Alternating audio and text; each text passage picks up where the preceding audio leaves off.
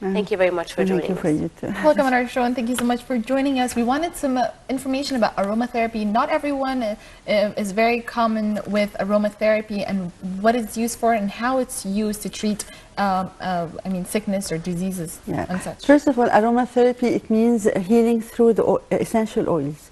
Essential oils has to be, of course, organic and much better, of course, and has to be pure and natural, of course, and it is through the inhalation. It was found that inhalation is faster than oral way of treatment. It takes like seconds to reach the brain, and we'll explain how it functions. And it is very effective. It is sensitive and no toxicity, of course. And if we give an example how it works, like first we have the oils evaporates, and it emits the volatile smell. Then we have the cilia in the nose that detects the type of smell. It sends message to via the olfactory nerve into the nasal part, upper part of the olfactory cells in the nose, and then the olfactory cells send a message to the brain, to the limbic system, and this is how the impact of the oil is observed on the mind and on the body. SubhanAllah. In seconds. Doctor, what is aromatherapy recommended for? What can it be used for? First, we have a different way of using it, and then we'll say how we can. It is recommended for many diseases, of course, and even for cosmetics, for insect repellent, we'll elaborate it. But I want to highlight how to use the aroma oil first. We have different ways. So it could be topically by applying, for instance, and I give example for every oil, on the wound or on the scar, drops of the essential oil, like example tea tree oil for a boil or for a wound, open wound infected. It could be used through inhalation by rubbing first the oil in your hand and then cupping like over the nose and inhale the oil. This is, for instance, if you feel like some headache, for instance, you can use lavender oil on the temples, for instance, or on the reflex points. Like here, we have some pictures of the reflex points that it's very sensitive and effective. It has the large pores, so it absorbs immediately. Also, it can be used behind the ear with the thumb and the forefinger. Do like massaging, gentle massage behind the ear. You can use it as a deodorant, subhanAllah. For instance, lavender oil or tea tree oil, again, diluted, use it as a deodorant. As insect repellent, and this is, I guess it's so useful for everybody, because when you go to the countryside and you have allergy to mosquitoes, it's just very easy to lemongrass and citronelle oil, and you dilute it in water and spray it on the windows. So you just, alhamdulillah, you be protected from all the insects, and especially mosquitoes. You can use it also as on your pillow when you want to sleep, if you have insomnia. So you can, for instance, a lavender oil is excellent. A bergamot oil is an uplifter. And if you have indigestion, you can rub the oil on your abdominal part. For instance, lemon oil and ginger oil if you have flatulence. I'm just giving an example. Orange oil also help for digestion. If you feel like a bit weak and you need some energy, this is the easiest way is to use. We have ylang ylang oil. That gives you a boost for your energy, or cinnamon oil, again, for your cognitive ability. If you're a student and you want to work for a long time and you don't have time, I mean, the excellent oil is basil oil. It increases your concentration, and this is like you can apply it on the reflex points. Again, we can give example on your feet. We have all the organs are depicted on the right and left feet. So we have, it depends on which area you're interested in. you're focusing on. So you have like the kidneys, if you have problem with the kidneys, the vertebral column. This is, of course, many people, they complain from aching pain and stiffness, etc. on the level of the spine or on the knees, etc. So the best oil will be wintergreen oil. We can use peppermint oil. Clove oil is excellent for pain relief, and especially if you have teeth problem. Mashallah, all of this, inshallah, I recommend for everybody because it's safe.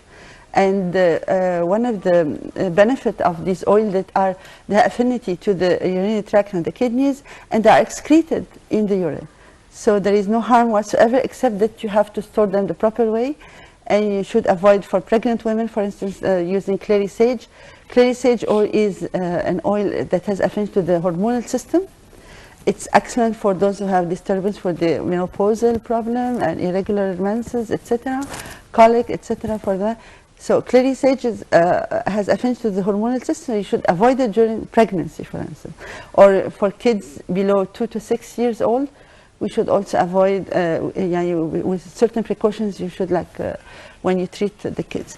So this is like the brain here, we can see. Even you can apply it for the headache, if you have headache.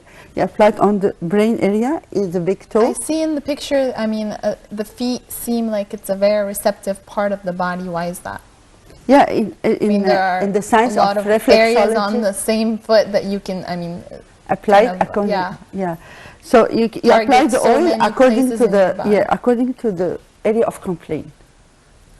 This is, for instance, if for the lungs, if someone is complaining of bronchitis and need an expectorant, natural expectorant, you have eucalyptus. You can rub it on the area on the feet or on the chest. This is another way. What are the benefits of this therapy when you compare this therapy to medicine? What are kind of the benefits when you compare it to chemical medicines? Well, I'm Why is this better? I'm a naturopath, so I'd rather use a natural, safe, and effective natural way of treatment. And there is no toxicity whatsoever, no side effect. If you know how to use it the proper way, dilute it. We can even take it orally to suppress your appetite. I just want to highlight this also. So many people, they complain about losing their weight, and they have hard time to lose their weight. We can advise them for grapefruit oil diluted in 8 cups of water, and you drink it in between meals. So this is inshallah reduce your appetite and balance yourself emotionally also, because sometimes you're craving because you have a problem somehow. So we combine it with bergamot, with marjoram, with lavender oil, neroli oil. Lots of oils are uplifter and balancing emotionally. Right, so that's actually my next question, Dr. Magda. We've looked at a lot of the health benefits physically. How about the emotional benefits of aromatherapy? Can it reduce in, for example, stress, stressful situations, maybe in depression? Does it have its emotional It's very fast affecting, mashallah, and very it's uplifter and sedative at the same time.